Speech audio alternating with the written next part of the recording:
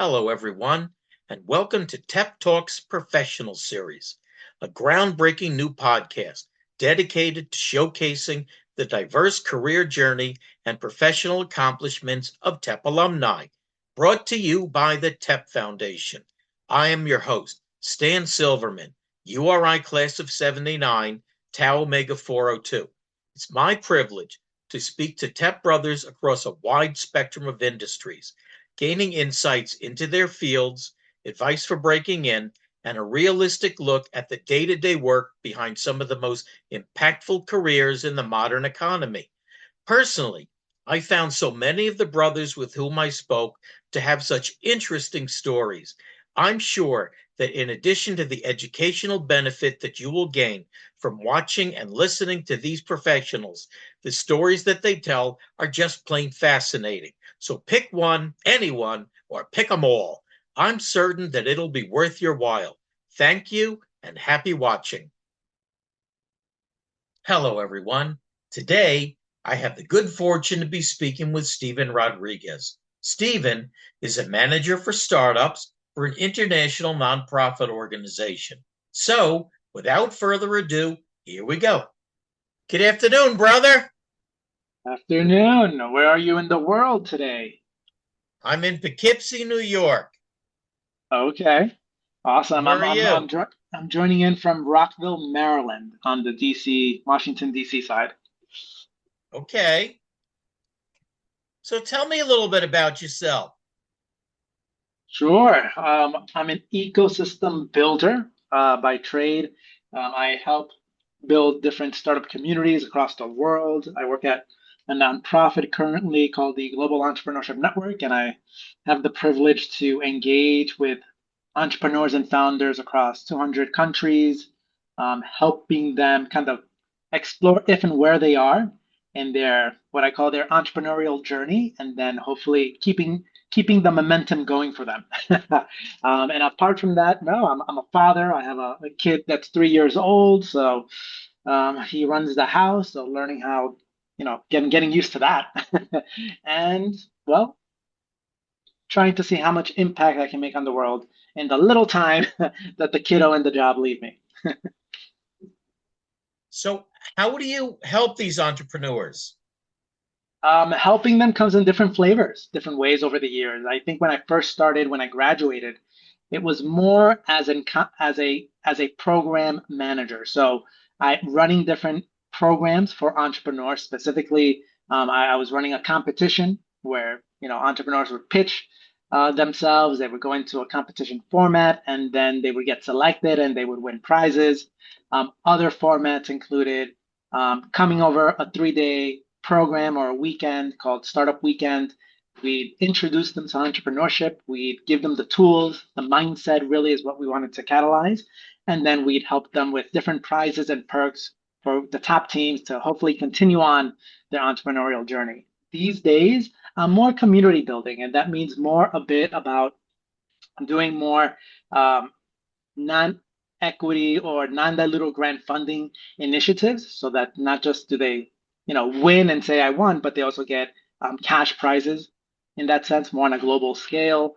And I get to do different programming and events. Like I was just at an office hours earlier this week, just connecting with entrepreneurs to learn what they care about, what are their challenges, and then helping them think through, well, what would be the next step to keep moving forward. So it comes in different flavors. That's just a little bit. It seems to be that you work with a whole gamut of entrepreneurs, but you don't work with particular entrepreneurs.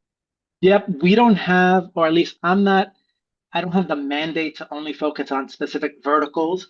If I had to break it up, I split up entrepreneurs the way we do it at Gen here into three categories. We have the idea stage entrepreneurs or founders. They have an idea, so they're trying to figure out, all right, is this marketable? Is this going to make money? And then how do I continue? Then there's the early stage entrepreneurs. They are more starting to make some money. Somebody gave me cash. Now what do I do next? how do I grow? How do I go to market and increase the market share so I can continue to just get more and more money? And then, oh snap, I have operations, and there's a whole slew of different problems that come with that. And then there's the growth stage entrepreneurs. These are the folks that are, past the, I would say, 100,000 annual recurring revenue stage. They have money. They have a small team, 5 to 10, probably a little more, and they're trying to figure out, okay, how do I build in cultural development? How do I build my workforce culture? How do I expand into a different country? Oh, snap, I'm in the US, but now how do I go into Colombia, South America? Or how do I expand into Africa? So it's really now different kinds of support that they'll need. Where did you learn how to do these things? Oh man, just learning by doing is one thing. And I'm just very curious. So something that I learned at some point is I may not have the skill set, but I do have the capacity to learn, to be curious, to be open-minded, and to figure it out as I go. So when I first, I graduated with an international relations degree, nothing to do with business at all. But this first organization, the nonprofit that I'm currently at, the Global Entrepreneurship Network, it was kind of international. So that was the only connection. But now, how do I think about, okay, how do I do program development? It's really project management. So I had to learn about project management, and that helped me through that phase. Then I had to learn about, well, they want me now to sell this to other universities to get their entrepreneurs started. So how do I learn sales? How do I learn marketing? Because now I have to reach them so I can even have the conversation at some point. So I just kept going online, researching, experimenting different ways. So I had the capacity to explore, try new things, and little by little, I started to learn what works and what doesn't, and then what works for me specifically. And yeah, I just kept going in that direction. You have a team, or are you a solo practitioner?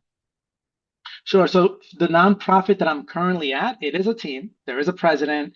I joined their staff. So I'm not a solo practitioner. So there is a team that does marketing. There's a team that does policy for the policy side. There's a team that focuses on the investment side. It's a small team. I mean, when I say team, it's a person of one in each department. So if you need help with marketing, is there a marketing guy that you can call, that you can say, hey, I'm with company entrepreneur A and he needs help with marketing, and can you help me with this? Or do you have to figure it out for yourself? Sure. So, and maybe there's a slight confusion here.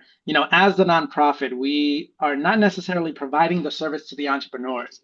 We are simply bringing connections of experts to the entrepreneurs in the form of a program or event or a live session. Let's say we focus on go to market. So entrepreneurs come to the session to hopefully understand different tactics on how to go to market, and then they apply it themselves in that sense. There's other programs where now, let's say, we bring them together and they learn live from an expert. Or we might have something where, all right, well, we're going to pick one or two entrepreneurs and we're going to connect them with somebody who's an investor and can help them with some of those challenges, or a mentor. But me, myself, I am not providing those services to the entrepreneurs. I'm more the pipeline connector in that sense. Does that answer the question, or did I go off rails there? No, so you might hook them up with Score, for instance. Correct, if they're US based, as an example. Oh, so you do a lot of international work. Yes, we're across 200 countries. Okay. So I'm sorry, what is the name of your NGO? Sure. So this is a nonprofit called the Global Entrepreneurship Network. Okay. So you rely on grants? The business model then for the Global Entrepreneurship Network is it did start as grants. Now they do some sort of a consulting on the side. For example, we partnered with the IDB, Inter-American Development Bank, to do a skills building program or a series of workshops for South American individuals in South America that want to learn how to build startup communities or be better leaders in their ecosystems across specific countries. So I read your bio, and apparently you stopped and started college more than once. When you became a TEP, was that your final thrust through college? I would say TEP opened me up. I think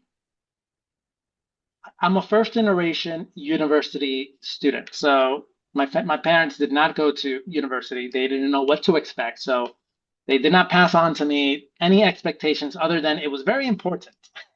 But as a young adult, being told that something is very important without me feeling, understanding why, um, not a good outcome, most likely. So what ended up happening is I was very de-spirited, and I probably would have dropped out sooner because I just didn't know what I wanted to do. Why am I doing this and all that jazz? Funny enough, TAP introduced me into something that I wasn't privy to before, which was this sense of a tribe, camaraderie, friends, brothers. And so before university and TEP, it was mostly me and maybe some people that I might call loose friends, but nobody very, very connected to. So TEP did actually provide that connection that I just didn't have, that support function that I needed. At the time, I didn't know I needed it, but it did make force me to realize, oh snap, I should stay in university. I don't want to lose this connection. I didn't do it for the probably correct reason, which was, oh, chef, I should graduate. I just, at the time, I'm like, let me maintain the connection. Now, at some point, I matured and I realized, oh, snap, I should graduate because what's next in life? I don't want to just keep going to the university for 8 years. Granted, I had some stumbles and falls. I got kicked out. And it was because of a TAP connection that I was able to overturn that original dismissal. Then the second dismissal, again, TAP connection, overturned the second dismissal. And then by the third time, oh snap, we don't believe you anymore. You're out. But at that point, oh snap, TEP had helped me kind of form a relationship or a bond with the university system. And I didn't want to leave it on bad terms anymore. I wanted to graduate at that point. So I found a way and I got back into, albeit a different university, not the same one where I had, become a brother of TEP. But I think the TEP Foundation was still there, and that helped me kind of shift my mindset into I probably should graduate and start the next chapter of my life. So where did you join TEP?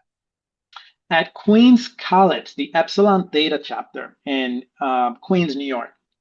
What year did you join TEP? Oh man, that is.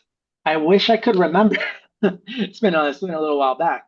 Ah, 2003 potentially. It's been No, a little because while.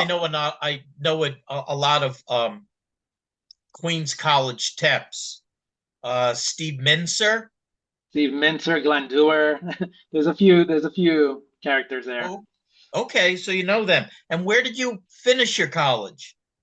I went to the city. Well, I re-entered university right after my dismissal through a New Start program through the City University of New York. Luckily, Queens College was part of the CUNY system, and Yes. so Kingsborough Community College was part of the system, and they had something called the New Start program. So, all right, you have a bad history. That's okay. If you're willing to start fresh, we'll give you that extra chance, and that helped me continue on that next semester after I got dismissed. Luckily.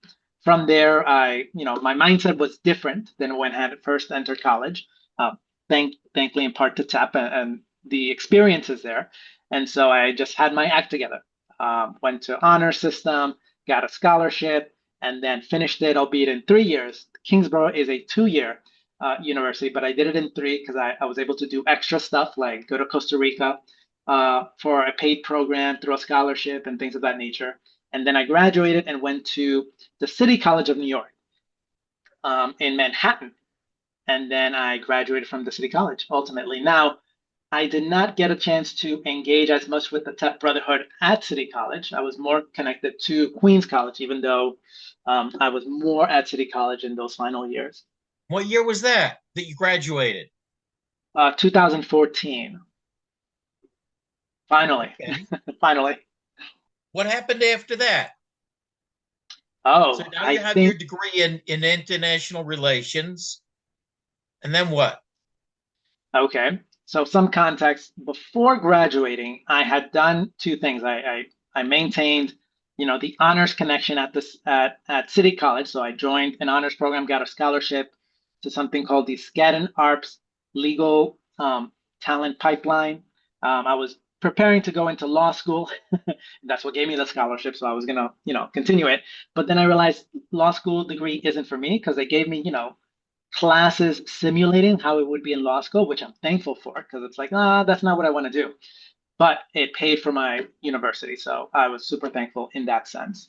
I had found other programs similar to Costa Rica. I went to two summer internships paid to Washington, D.C., the 2 summers before I graduated, built connections there. And once I graduated, I went to D.C. Trying to find that first job. Now, I became an intern. And I think I was interning and working at the same time.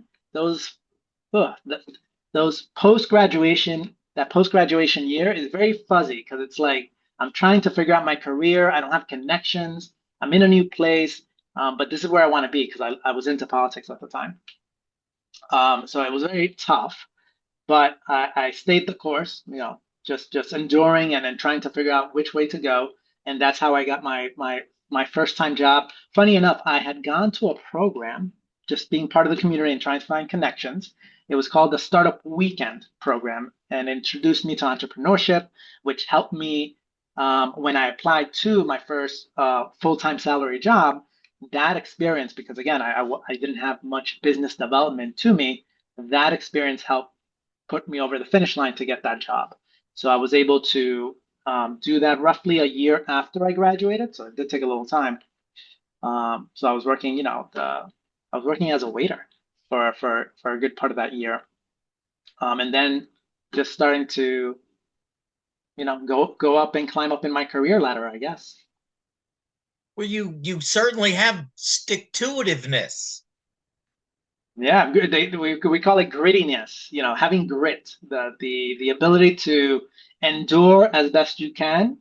It's rough, but things will work out. You just gotta keep going and keep hustling.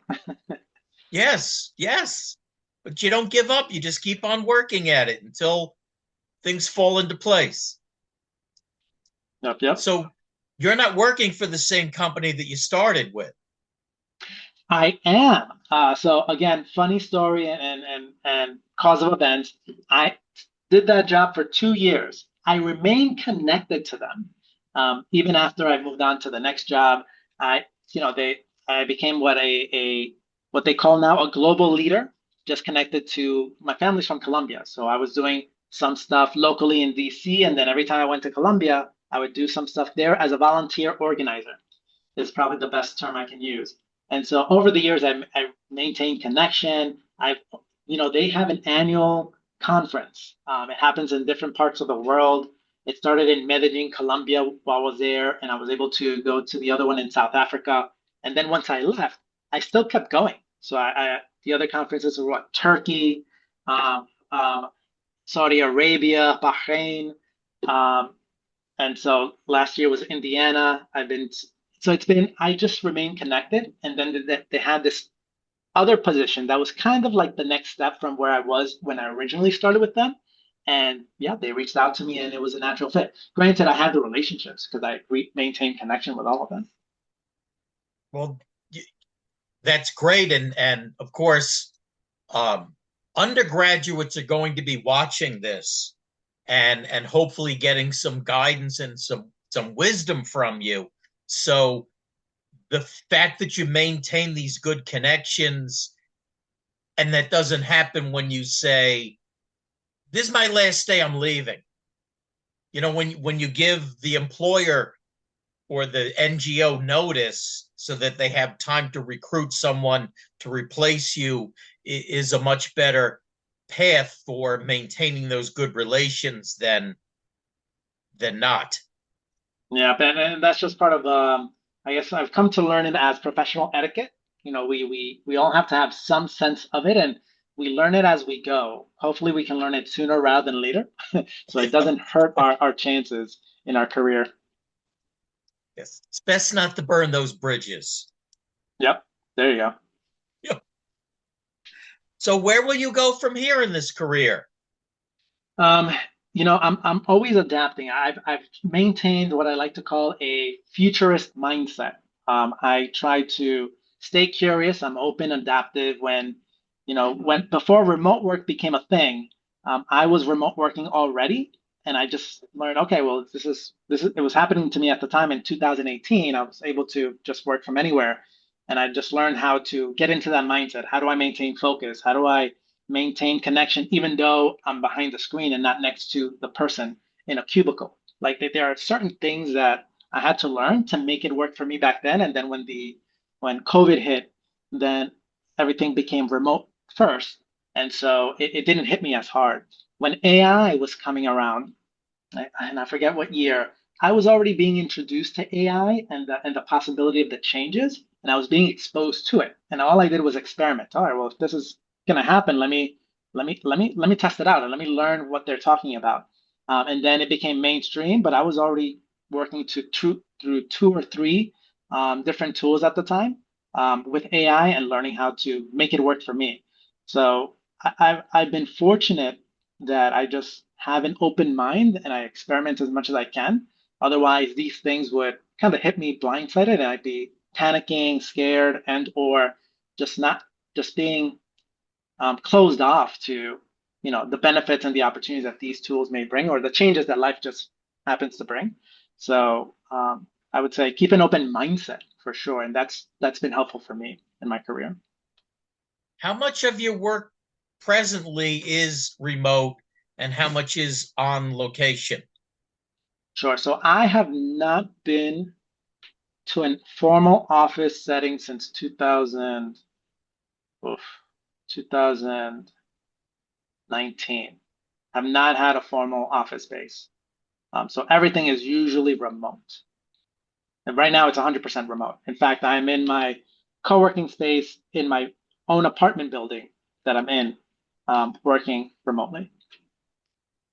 Where in the world are you working right now? With what clientele? Sure. And again, so I'm working as a contractor. I'm a contractor at this point. So I work for the Global Entrepreneurship Network. So I provide them services, but I'm in Rockville, Maryland.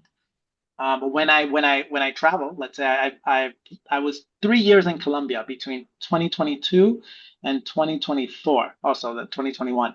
I was 3 years in Colombia, South America, just working from there. I was working for the tech incubator at Queens College for about half a year, and I was in Colombia, South America. So I can work from anywhere, but right now I'm in the U.S. So physically, you're in Rockville, Maryland, Physically, yes. and and I'm sorry, I'm confused. Where are the clients that you're working with? Oh, let, well, the Global Entrepreneurship Network is based in Virginia, but there is no office that I need to go into as long as I No, just. like, Yep. are you working with um, people in Colombia, or are you working with people in Indiana, or are you working with? Am I understanding what it is you do? Sure. So let's say I have a contractee, the Global Entrepreneurship Network. They pay me for services. They are based in Virginia, but I am living here in Maryland. And when I travel, let's say I spend a year in Colombia, that doesn't affect me being able to provide them the services, and they're aware that I may not be in the U.S. And when I'm now within Gen, part of my scope is engaging with founders across 200 countries. They are wherever they are in the world. They are not necessarily within my proximity of where I'm living. So you're working with people in all different countries right now. Obviously, you're Yes. speaking to me right now, but an hour Mhm. from now, you'll be speaking to people, and they could be in your clients are in 200 different countries right now. Correct. And that's through the Global Entrepreneurship Network. Let's say, for example, I do business development for them. specifically. I need to recruit partners that are accelerators and incubators. I have a list across target countries. I have a call with an accelerator in Brazil, or I've had a call with 500 Global, but their office is in Asia. So again, all these connections, all these conversations, or the service that I have to provide are with individuals in different parts of the world. They are not just within my proximity of where I live. Right. So, how do you deal with the time zone challenges? I have to be flexible at some time. So my work day tends to be from 9 to 5, but I have to make exceptions. For example, India has been the toughest, I think, time zone to work with because normally they're okay with, meeting at me at 6 a.m., but it's like they're 10 or 11 p.m. at night. So in some cases, I might wake up at 2 or 3 a.m. to join a call, so it's not super late for them, depending on the relationship or how much of a priority they are in terms of what I want to accomplish. So time zone is an issue, but it tends to be manageable. Surprisingly, most countries, the further you move away from the US, they tend to work within the US time zone. Maybe Europe tends to be less US centric in that sense. They are Europe centric, but Asia, especially India, tends to work with US time zones and they go to sleep very late. So So, somebody calls you from India. Would it be a particular entrepreneur or would it be a entrepreneur guiding group? sure. So I would say a guiding group. And some context here. The phone isn't as strong. Usually, before anybody jumps on a call, even before they jump on a call with me or they allow me to jump on a call with them, we usually through email coordinate if and when we're going to meet. It very rarely does it happen where I get a cold call from somebody in India in that sense. I don't have to actually give out my phone number. If anything, I give out a virtual number. And then, but most of the time, I would say 99% of the time, it's always a Zoom link, a Google Meet link. It's always virtual call, never an actual landline to phone call. Okay. Do they all speak English? Yes, they all Even speak some form of English, even from India. I have not had to learn a language. In Colombia, because I know Spanish from my parents and they are from Colombia, I can speak in Spanish. So that is the one caveat there is I can't speak to in Spanish to Spanish speaking targets or individuals. okay. You must you must learn so many different cultural oddities, or perhaps the American way is the odd way, from all of these different people that you meet. I would say yes, but I had to make myself hyper aware of that. Meaning, if I talk to somebody from Saudi Arabia, I have to, they like to say a certain greeting, and even though it's not in English, I have my little translator, and I put it through Google Translate, and I start the meeting, and I put that, and maybe I'll say it verbally, but there's some things that I have to do depending on the cultures.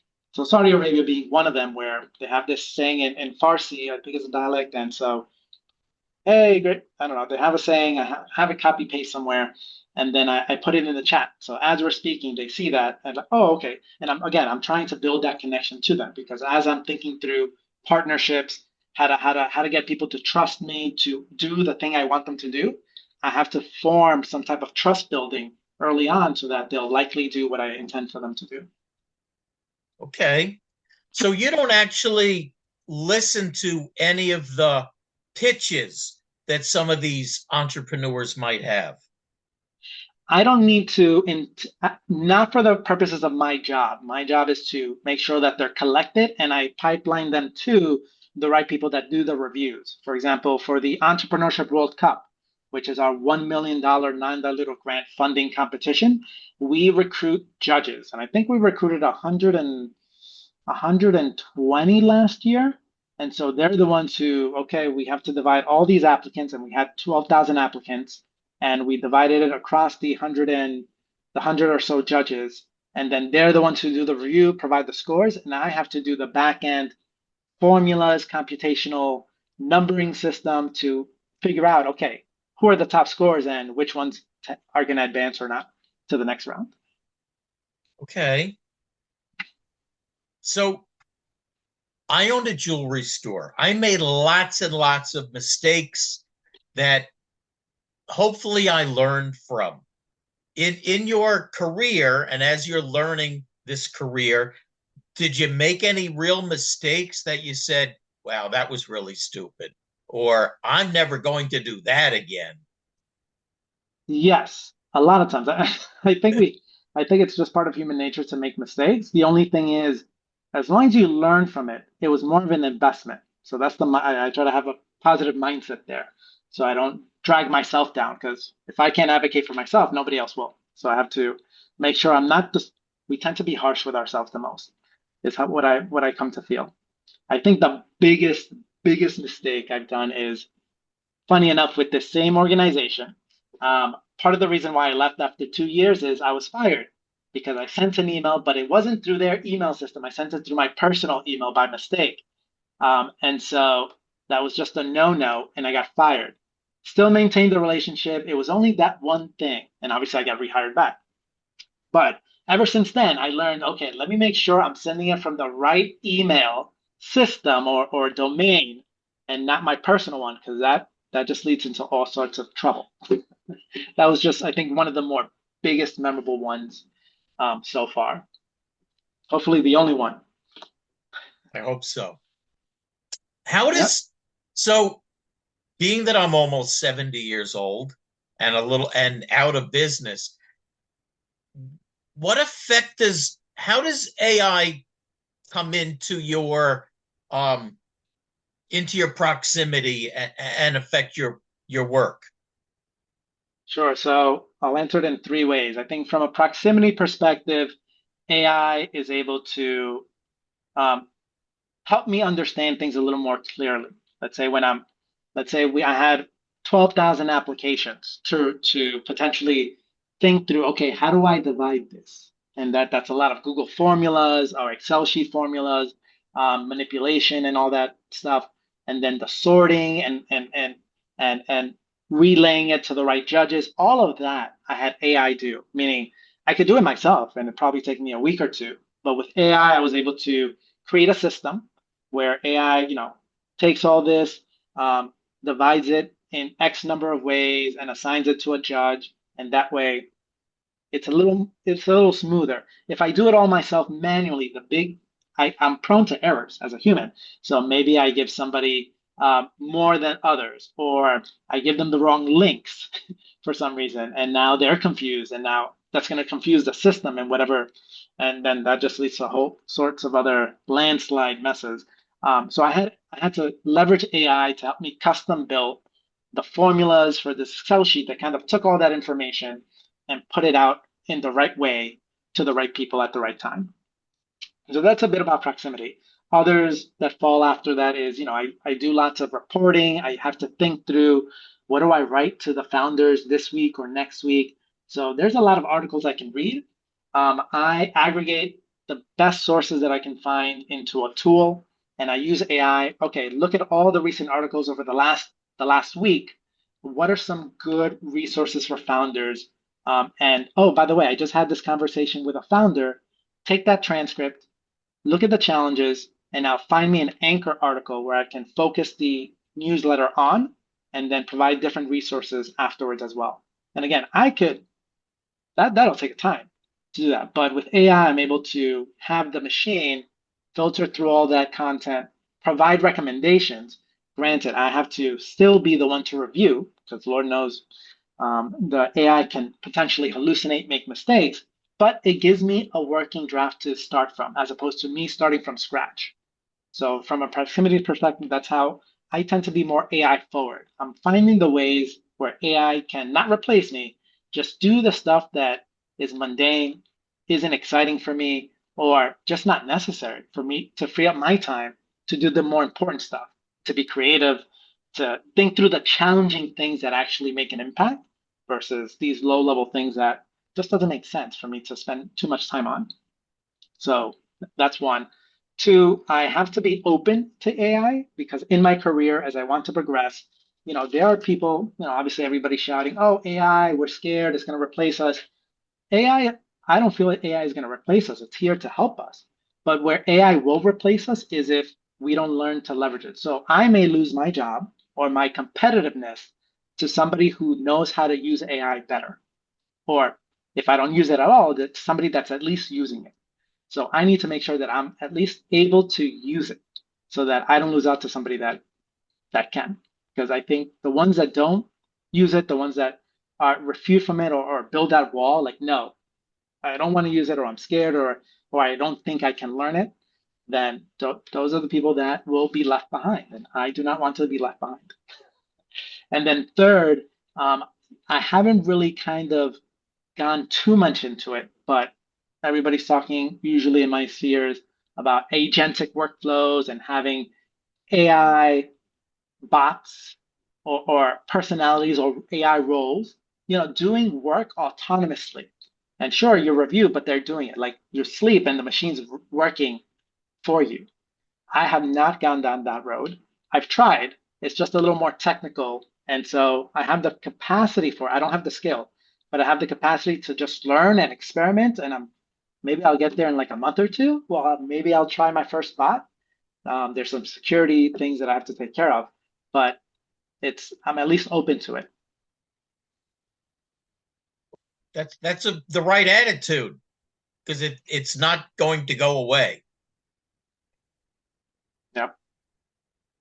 So where will you go from here in your career? Become a manager of folk like you? It depends. Right now, I've been a director. Right now, in this contracting role, it's more managerial, although I'm not managing other people. I am collaborative in that sense. I would say I'm looking for just, I want to control my time. And I think that's been the most precious thing to me since encountering remote life. I have a little kiddo. I've been fortunate that I can be there for him for the first 3 years. So, I'm 24/7 with him, and so is the mom.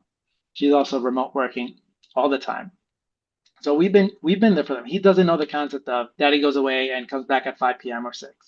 Like I am usually there, so I help him in the morning. I'm there with him for lunch and for dinner and all that jazz, and I treasure that. I want to maintain that same lifestyle because my leg, so my I don't know what to call it, my impact or what I want to leave behind or what I care about the most is legacy, and it's really the person I leave behind. So the kiddo is my legacy, and was I there for him, and did I help guide him to be a good human being or not? That will be what defines my legacy, not necessarily the amount of money I made, or if I have a foundation or all that jazz. I want to at least focus on that one individual. If I can have more impact, amazing. Like maybe I can help lots of entrepreneurs be successful through some of the work I'm doing, and that's great. I think entrepreneurs are going to be amazing for this world, at least some of them. So I just want to make an impact, and how I want to evolve. Um, no, just have have the freedom to control my time, which I think has been one of the things early on in my career I just didn't have. I have to go into an office 9 to 5 and do all that stuff. And that's great. But as a family man now, I want to be there for the kiddo a lot more um, than people were for me when I was young. Okay. So what are some of the highlights of your career? Ooh, highlights of my career. Well, I would say working probably 2 or 3 internships at a time while I'm also working as a waiter. That was an interesting experience. I was also working on Capitol Hill as an intern for Congresswoman Grace Meng while I was working another internship, and I was working at the restaurant. Barely got any sleep that year, but it was a great experience nonetheless. So that's a highlight. It was just wow, just working on Capitol Hill was my dream, and I did it. I'm like, okay, I don't want to do that again. Um, After that, Wait, why did you decide you didn't want to do it again? the more you experience stuff, the more you come to realize if it's for you or not. And so, yes, I wanted to be in politics. There was a glamour to it. I did it in university as student government president and all that jazz. But once I got to Capitol Hill, and I was like, yeah, I gotta get to Capitol Hill, and I did as an intern. I'm like, this is not the atmosphere. This is not the culture I'm vibing on. So let me figure something else out, and that's what got me to explore other communities, other things. Because at that point I was lost. I'm like, oh snap, if politics is not my thing anymore, what do I do? Then, and that's how I found entrepreneurship, luckily. So I was open to that. Another highlight then there after that is just the traveling. I was lucky to enjoy some travel, like to all these places through that initial job, through all these conferences, exposing myself to the internet. You know, I had an international degree, but I wasn't very traveling much anywhere until I got this job, and they happened to be international. And they forced me to travel internationally for the conferences. So I think that's my highlight, and I continued to travel for all their conferences after that. So that would be a highlight as well. I joined an accelerator, a formal accelerator, to manage the startup community across the North America and Canada. And I think the highlight for me was I was exposed to just US and Canada-based volunteer organizers that help entrepreneurs without expecting any money in return. So it's a very, how do we give back to the community and build community without expecting people to pay us? And volunteerism is nice, but it's a double-edged sword. You can volunteer for impact, but it also keeping you away from other priorities, like focusing on how to make money or getting the job or advancing in your career as you want. So, you have to be careful with that. And I was just very fortunate to meet an amazing cast of characters that have shaped, you know, what I've learned and who I've become today in my career profession. What else? I think I was able to go back to Queens College as a yeah, at the incubator. I think that was another highlight. I had left Queens College, obviously academically dismissed, and I came back officially working for them to help their entrepreneurship program. And I had won a grant that I had co-written with the director at the time, Ying. And so obviously and I continued to run the program because I had helped get grant opportunity. But it was a great return back to the initial start of my university career at the time. So it was just great to go back in that way. What else would be another highlight? And then, no, and then right now as a contractor, I was able to, all right, work for myself, control my own time, and be there for my family. I think that has been another highlight is being a contractor and learning the ins and outs of the IRS and the taxing, but more importantly, just being able to manage my life, to control the lifestyle I want. So now you work with a group that's trying to make entrepreneurs in India flourish.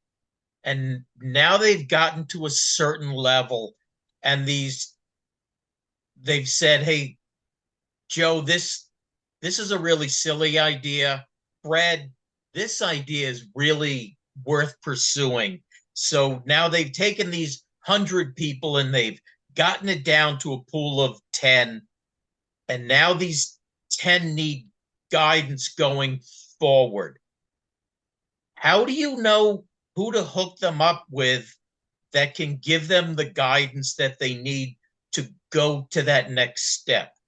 And how Sure. local, especially if you want a local pool, so that because some of these people are undercapitalized, as most small businesses are, Right. so traveling is not really an option for them. It needs to be as local as it can be.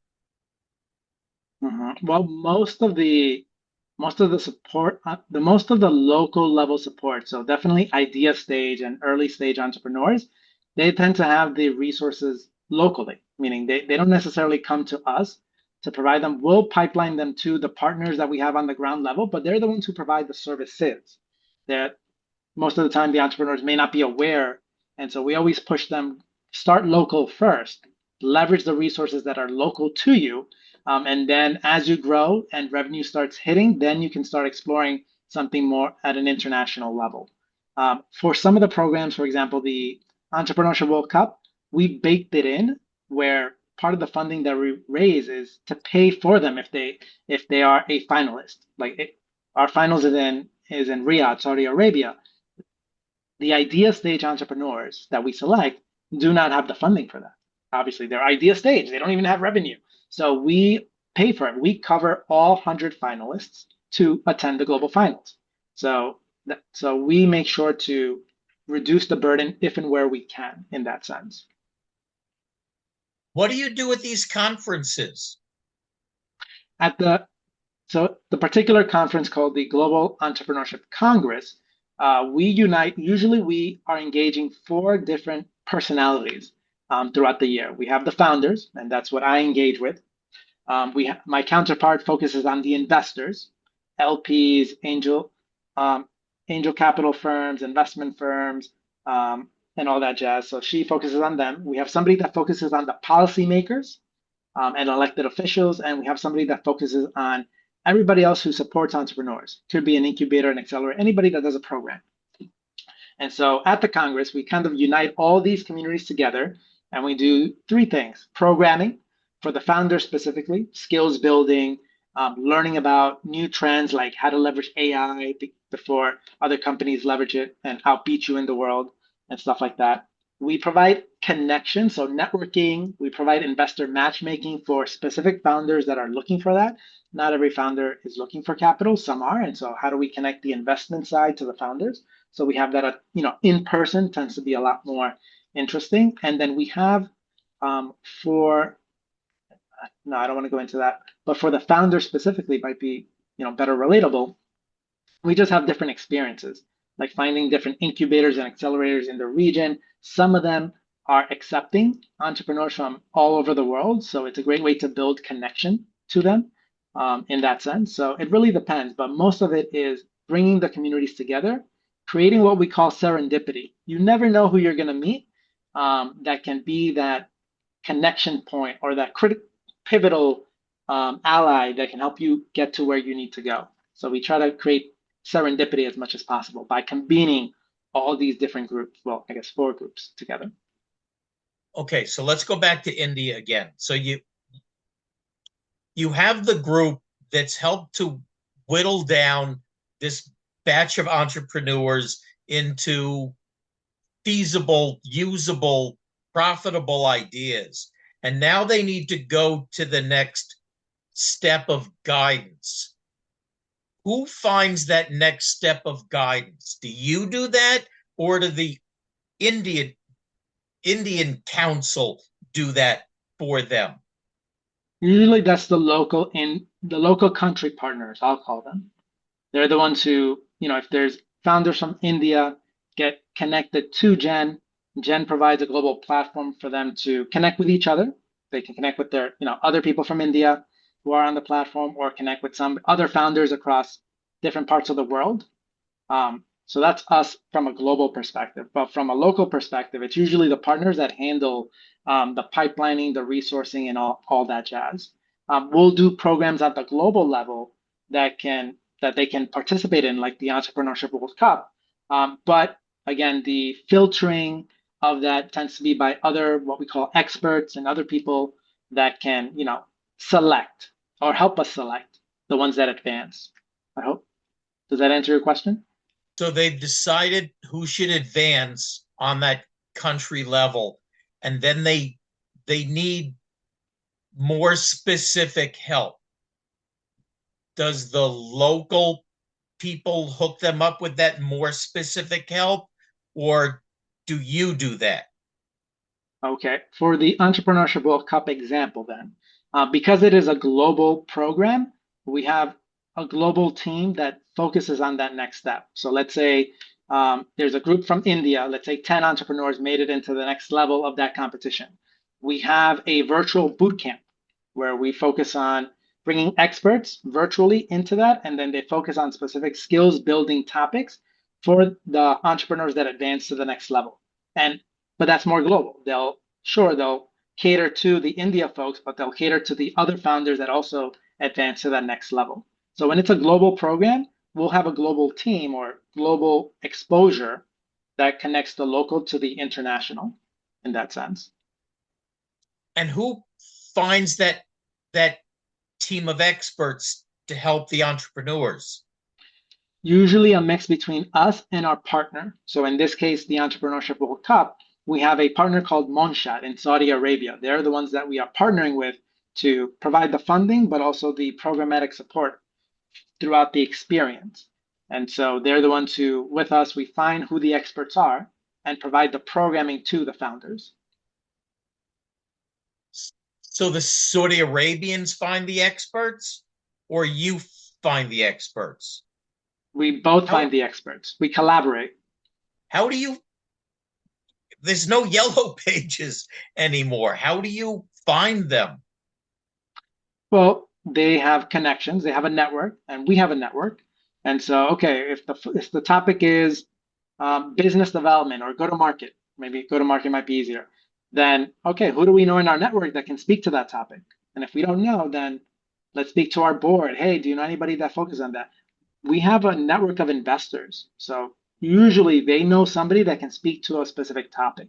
I don't think there is a point where, oh, there's a topic that we can never get access to because we just don't know anybody. Usually it's two or three connections away from the network that we currently have. How So it's long a matter of has connecting. I'm sorry. How long has your organization been in business? Well, I know the organization has been around since 2007. They started with Global Entrepreneurship Week, which was at the time, entrepreneurship wasn't a thing. So they said, hey, how do we celebrate entrepreneurship, bring more awareness around it as a means for people to also be gainfully employed in some way, shape, or form, or pursue that? Then let's celebrate entrepreneurship. So 1 week every November, let's celebrate all across the world through events, programming, and things of that nature to bring awareness to it. So that's how it started. So Global Entrepreneurship Week became now what is the Global Entrepreneurship Network with different delegations of people, what we call global leaders in across 200 countries. Okay. So is the international relations degree that you obtained, is that the degree that all the different managers in your company have, or does some people have accounting degrees or business degrees or anything else? Yeah, nobody else has an international relations degree that I'm aware of. Our chief of staff is an archaeologist, so he has that background, but he's a chief of staff. We have somebody from Paraguay. I don't know what her background is, but she's not business development. I think she's more project manager. But yeah, nobody necessarily has a business development degree. I have learned with myself, and I think with other colleagues, you graduate with a degree, but that doesn't mean you'll be stuck to that field for the rest of your career.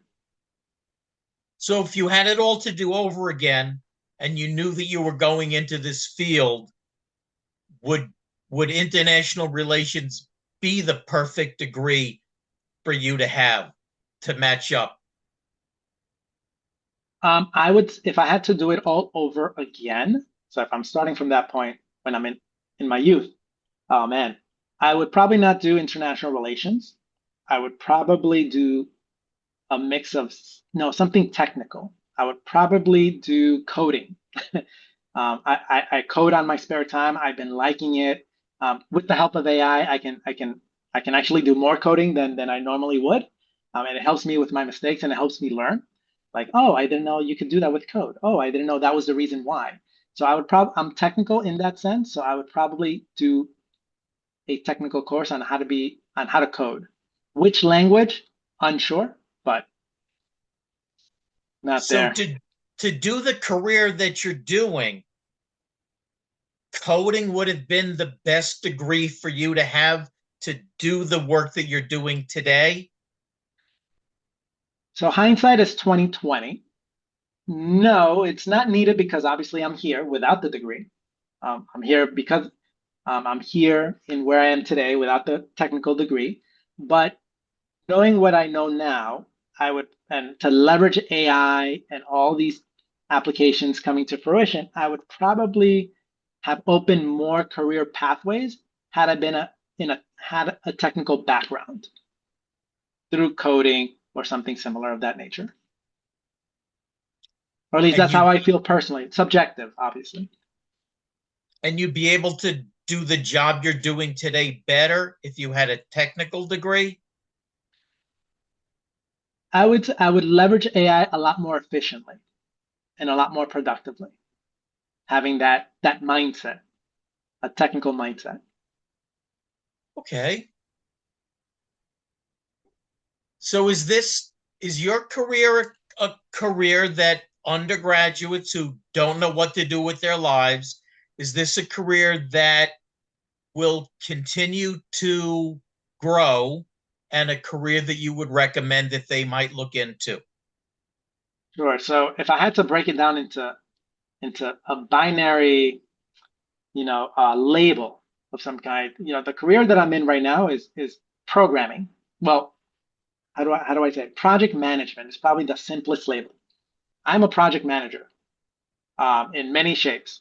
I do technical stuff. I do internet. I wear many hats across business and sales. But at the end of it, I'm a project manager. I'm just going to make sure that I know what the deadlines are, what are the different projects, and what are the moving pieces and resources I need to bring together to get the job done and meet the deadline. Um, so I think what I'm doing right now, as long as you have good project management basics, you will be able to do a lot of things. You will be able to function well in what I found myself in. If you want to go deeper, depending on what you're good at, what you're not good at, you can wear different hats and explore different things, like how to be better at sales. I think everybody can leverage sales because you need to learn how to sell yourself, especially if you're, working for a job. You need to know how to sell yourself so you can get hired. So I think sales has been a fundamental thing for me, apart from just being a project manager, and then just find what you vibe on and pursue it. I had to pursue marketing. I had to pursue um, um, coding to an extent. I had to pursue AI so I can stay where I'm at. And even now, I have to figure out agentic workflows so I can hopefully get to the next level in my career because everything's passing by so quickly. Okay. Do you have any words of advice for undergraduates before we finish up, or do you have anything else that you think that we need to talk about? I think I will say as an undergraduate, so hindsight is 2020, like I said. I wish I would have known this sooner. Obviously, it's a very, at least for me, it was a very scary part graduating because I don't know what comes next. People tell me I have to get a job, and obviously I need money, so I have to get a job. I know it, but it's a very ambiguous place to be in. That middle step of like, how do I even get a career or get started in getting hired if I don't have any connections? I'm fresh out of high school, and all that. And in my case, I had such a bad history. Lord knows, is that going to affect me as I'm trying to get that first job? And I will say that positivity or whatever you whatever you put out in the world, like let's say you're scared and rightly so. You need to figure out how to get a job. That mindset, that emotion, that feeling, um, will attract that to you. So if you're afraid, if you're not confident, if that's how you're going to show up to the interviews, to any opportunities or anything you go to. So I would say know that. And so shape your mind, shift your mindset into being, all right, I'm going to go there and give it my all. I'm going to go out there and be positive. I'm going to make the best out of things because you don't know. First, that energy is going to attract good outcomes for you. I wish I would have known that sooner. And then two, you just don't know what's going to lead to your next thing. You may think, I need to get this job at this place or life is over.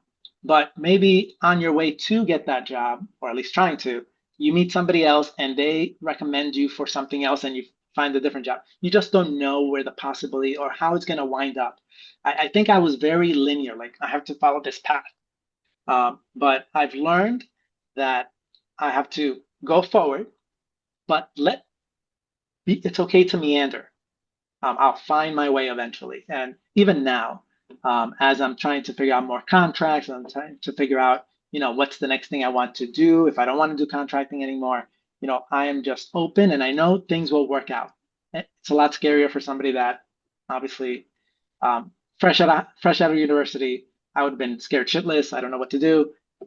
Excuse the language, but be as confident and positive as forward as you can, because that's what you're going to attract into life. So the sooner you learn that, hopefully, the more positive experiences you'll bring into your life. Well, I thank you very much for spending this time with me. I really appreciate you taking the time out of your day, and I wish you the best of luck in your future endeavors. Yeah, no, thank you, Brother Silverman. All right, I'm hopefully some of this can be helpful for some young professionals, and at the end of the day, hopefully, we can all be successful in our own way. That's a great wish. Thank you. All right, thank you. Take care. All right, you too. Bye Bye bye. bye.